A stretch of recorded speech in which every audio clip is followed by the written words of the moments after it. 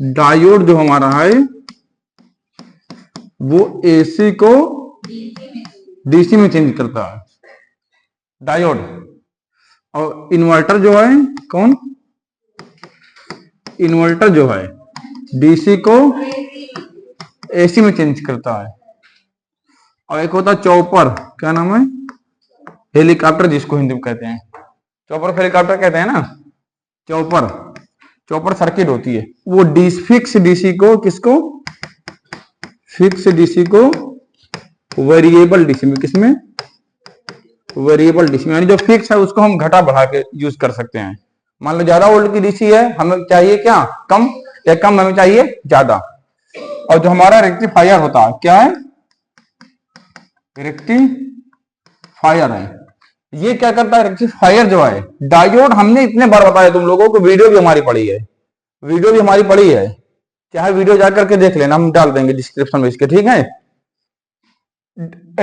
Diode एक element होता है, सिर्फ एक एलिमेंट, इस तरह एक एलिमेंट होता है, क्या होता है, एलिमेंट, एक तत्व है। जैसे एक ईट से मिलकर क्या बनता है, घर, ईटा क्या है, एक एलिमेंट है, अब पूरा घर क्या है, एक रेक्टिफायर है, समझ में आया बात। डायोड एक तत्व है, सिर्फ एलिमेंट है, जो एसी को डीसी में चेंज करता है, बस एसी को डीसी में चेंज करता है, उसमें कोई मॉनिटरिंग, कोई कंट्रोलिंग कुछ नहीं है। लेकिन जब सारा अरेंजमेंट हम कर दें उसमें कि जितना चाहे उतना डीसी मिले, डीसी तो मिलेगा, देंगे एसी ही, मिलेगा डीसी ही, लेकिन डिजायर्ड आउटपुट मिलेगा, यानी इच्छा अनुसार आउटपुट मिलेगा, उसे हम कहेंगे रेक्टिफायर। समझ में आया कि नहीं आया, बताया था कि नहीं बताया था।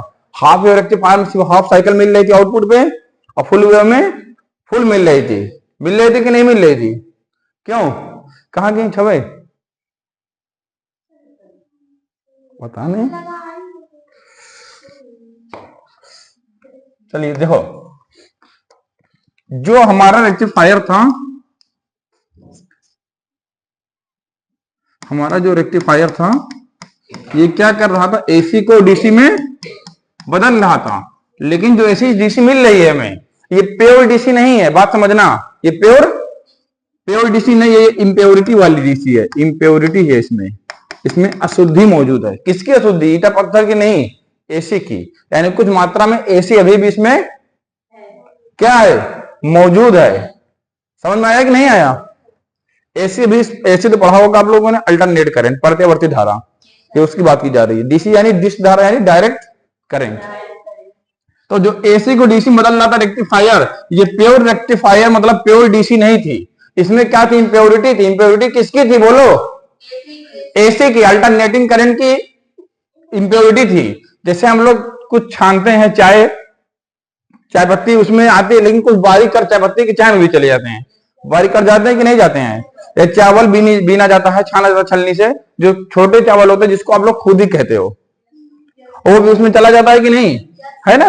वही चीज यहां पर है, इसमें एसी भी कुछ मात्रा में आ चुका है, तो इसको फिर से छाना जाएगा। जो एसी आ चुका है इसे हार्मोनिक्स कहते हैं, क्या कहते हैं, आइए, कहां इतना लेट, इसे क्या कहते हैं, हार्मोनिक्स, क्या कहते हैं, यानी रेक्टिफायर के द्वारा मिली हुई डीसी की मात्रा, रेक्टिफायर क्या करता है, एसी को डीसी में चेंज करता है, उसमें जो कुछ मात्रा में एसी आ चुकी है अशुद्धि के रूप में, उसे हार्मोनिक्स कहते हैं। क्या कहते हैं, हार्मोनिक्स कहते हैं, भूलेगा। यानी हार्मोनिक्स क्या है, एक बार आप लोग बोलो जल्दी से, बोलो सब लोग।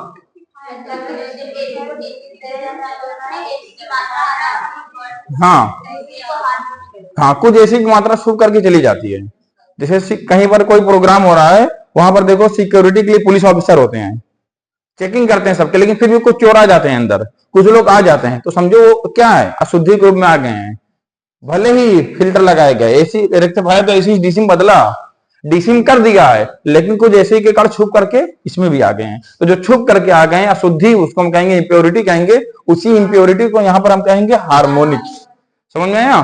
फिर इसके लिए हम लोग यूज करते हैं फिल्टर सर्किट, किसका, फिल्टर, हम लोग फिल्टर करते हैं, जाहिर सी बात, फिल्टर जानते हैं हम लोग, छानना। तो यहाँ पर फिल्टर में वो चाय पत्ती या फिर वो सब नहीं डालते हैं, छन्नी नहीं लगाते हैं। यहाँ पर फिल्टर सर्किट में हम कैपेसिटर का यूज करते हैं, किसका, मैक्सिमम कैपेसिटर का यूज करते हैं, इंडक्टर का यूज करते हैं। कैपेसिटर इंडक्टर बेसिक है, और फिल्टर में हम पाई फिल्टर के यूज करते हैं। किसका? पाई फिल्टर। वो सब आप में नहीं है, आप में बस इतना हार्मोनिक्स है। अगर बाय द वे आ गया कि किस एलिमेंट का यूज करते हैं, एलिमेंट मतलब एक तत्व, जैसे रजिस्टर हो गया, इंडक्टर हो गया, कैपेसिटर हो गया, ये सभी क्या है? एलिमेंट है कि नहीं है? एक क्वेश्चन और पूछते हैं इसे, एक्टिव एलिमेंट और पैसिव एलिमेंट कौन कौन होते हैं? दे देगा 4, पूछेगा इसमें से कौन एक्टिव, इसमें से कौन पैसिव है। तो आप लोग को पहचानना होगा, आइडेंटिफाई करना होगा कौन एक्टिव एलिमेंट कौन पैसिव एलिमेंट है। तो एक्टिव एलिमेंट और पैसिव में क्या डिफरेंस है बताओ? एक्टिव एलिमेंट आपके हैं कैप और ट्रांजिस्टर, क्या है? ट्रांजिस्टर हो गए, डायोड हो गए, और पैसिव हो गए रेजिस्टेंस और इंडक्टेंस और कैपेसिटी नहीं, कैपेसिटेंस। आइए, और यहां ट्रांजिस्टर होगा, डायोड हो गया, डायक हो गया, ट्रायक हो गया, और क्या बोलते हैं? मॉसफेट हो गया, और क्या बोलते हैं? फेट हो गया, और क्या बोलते हैं? जेफेट हो गया, और क्या बोलते हैं? सीमॉस हो गया। ये सभी किसमें है? एक्टिव एलिमेंट में। सक्रिय तत्व, सक्रिय तत्व कौन कौन से हैं? Transistor, diode, MOSFET, JFET, FET, triac, diac, ये सभी किसमें है? Active element. अब पैसिव में बस 3 आपको पढ़ना है। आप लोग जानते हैं रेजिस्टेंस यानी प्रतिरोध, इंडक्टेंस यानी प्रेरकत्व, प्रेरकत्व। अगर इंडक्टर कहेंगे उसको कहेंगे प्रेरक, क्या कहेंगे? प्रेरक। लेकिन इंडक्टेंस उसके जो गुण है उसे क्या कहेंगे? प्रेरकत्व। रेजिस्टेंस की यूनिट क्या थी हमारी? क्या थी? ओम। इसकी यूनिट क्या थी? हेनरी। इसकी यूनिट क्या थी? फैराड। थी कि नहीं थी? आइए, क्या थी? फैराड थी कि नहीं थी बताओ? थी ना? बोलो। हाँ, तो रेजिस्टेंस, इंडक्टेंस, कैपेसिटेंस, और तुम्हें पता है तीनों लगभग सिमिलर हैं। तीनों लगभग हमारी पर्यावृत्तीय धारा में सर्किट में बहुत हम लोगों ने यूज किया, अल्टरनेटिंग सर्किट में। इसका काम क्या था? धारा का विरोध करना था। इसका काम क्या था? इसका काम था धारा जब सीधे एक चालक में, जब एक लंबा सा तार है जो उसमें धारा का विरोध करता है, उसे हम कहते थे प्रतिरोध। जब वो किसी कुंडली में धारा का विरोध होता है उसे कहते थे प्रेरकत्व, या प्रेरक, उस एलिमेंट को प्रेरक कहेंगे और उस गुण को प्रेरकत्व कहेंगे। जैसे इंसान है, इंसान का गुण क्या? इंसानियत है कि नहीं है? उसी तरह ये प्रेरक है, इसका गुण प्रेरकत्व।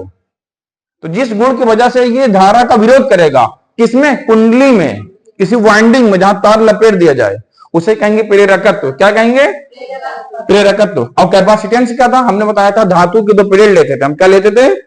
मेटल के 2 प्लेट लेते हैं, बीच में एक डाई इलेक्ट्रिक मटेरियल, परावैद्युत पदार्थ। डाई मतलब dielectric material also known as insulator, कुचालक, अचालक, जिसमें धारा प्रवाहित नहीं होती, धातु की प्लेट के बीच में उसको रख देते हैं। तो जब धातु यानी मेटल की प्लेट में सप्लाई देते हैं हम, तो वहां पर उसमें एनर्जी स्टोर हो जाती है। क्या हो जाती है? Energy store. और एनर्जी जो स्टोर होती है उसका फार्मूला होता है U बराबर हाफ CV²। इससे न्यूमेरिकल आता है, U बराबर का हाफ CV²। ध्यान देना, समझ में आया? और जो इंडक्टर में एनर्जी स्टोर होती है इसका फार्मूला क्या होता है? U इज इक्वल का हाफ LI²। कौन एनर्जी है? Potential energy. आइए, इतना लेट में आ रही हो, जो क्या है? Potential energy. यानी इंडक्टर में एनर्जी इस तरह स्टोर होगी U से, और कैपेसिटर में इसमें भी U से। U क्या होती है? पोटेंशियल एनर्जी, यानी स्थितिज ऊर्जा। स्थिर तो हो रही है उसके अंदर, तो हम काइनेटिक कहेंगे, हम पोटेंशियल कहेंगे ना। इसीलिए ये इसका फार्मूला, ये इसका फार्मूला है। तो इतना चीज समझ में आ गया आप लोगों को? आगे कि नहीं आगे बताओ? हार्मोनिक्स क्या होता है ये भी समझ में आ जाना चाहिए। फिल्टर क्या होता है? फिल्टर क्या करता है? जो छान कर एसी को निकाल के बाहर फेंक देता है। समझ में आया? और सबसे ज्यादा यूज किसका करते हैं? पाई फिल्टर का। किसका? पाई फिल्टर का। और फिर उसके बाद एक्टिव एलिमेंट क्या होते हैं, पैसिव एलिमेंट क्या होते हैं। समझ में आ गया? चलो अब छाप ढल जल्दी से, तो बहुत स्पीड में।